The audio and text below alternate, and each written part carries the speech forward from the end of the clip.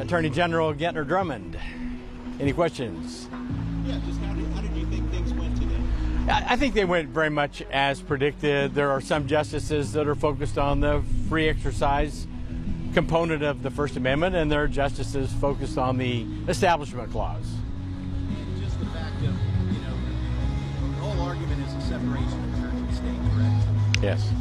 Talk to us about that. Right. In this instance, 47 states and the District of Columbia have statutes that say effectively that charter schools are created by the state, funded by the state, overseen by the state. Its teachers are eligible for public school retirement.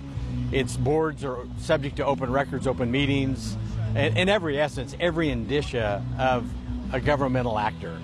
And that's the position that the state of Oklahoma has taken. We'll see how the court rules on that. How confident do you feel in the court taking your side, given what they said today? No, I think that based on the questions, I think the court is split. How it breaks down, is it a 4-4, 5-3? I can't tell you that, but clearly there are identified different factions on the court. How do you respond to the suggestion that if this action is upheld, then religious groups will be treated as second-class citizens and not being honored? That's simply not true. In all states that offer tuition assistance or through tax credits, Oklahoma being one, we offer 3 times as much to the parent to take their child to a public school.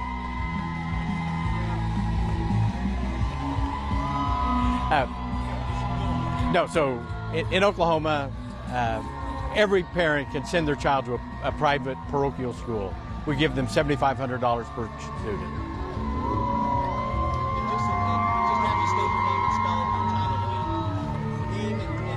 Oh, Gettner Drummond, Attorney General, Oklahoma, GENTNER DRUMMOND. And just, you're hoping that justices will in fact have a separation of church and state. And just state your stance on it again. No, I think that it's my request that this is a bridge too far, that we cannot have non-secular charter schools.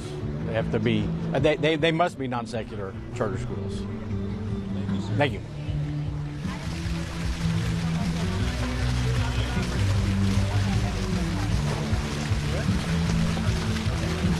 Hi everyone, my name is Jim Campbell. I'm Chief Legal Counsel with Alliance Defending Freedom. I represented the statewide charter school board in the case today. I'm going to speak and deliver some remarks, and then I'm going to turn it over to Brian. Brian's the chairman of the board, Brian Shellum, and then he's going to turn it over to Becky Wilkinson, and she is the executive director of the board. At that point, we all will make a statement, and then I will come back and take a few questions, and then we'll wrap it up. So assuming that's okay, that's how we'll proceed. Oklahoma families deserve more options for education, not fewer. Education in our country is lagging, and we need diverse, high-quality options.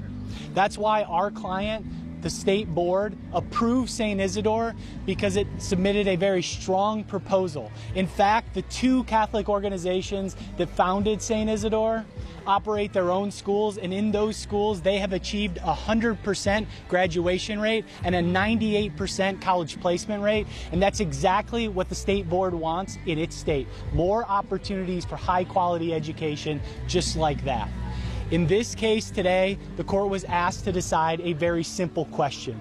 The question is whether the state can create a program, invite private groups to participate, and tell religious groups and religious groups alone that they can't be a part of the program. The simple answer to that question is they can't do that because the First Amendment, specifically the Free Exercise Clause, protects the right of religious organizations to be treated equally with others. The problem with Oklahoma law is that it tells religious groups and religious groups alone that they can't be a part of the program.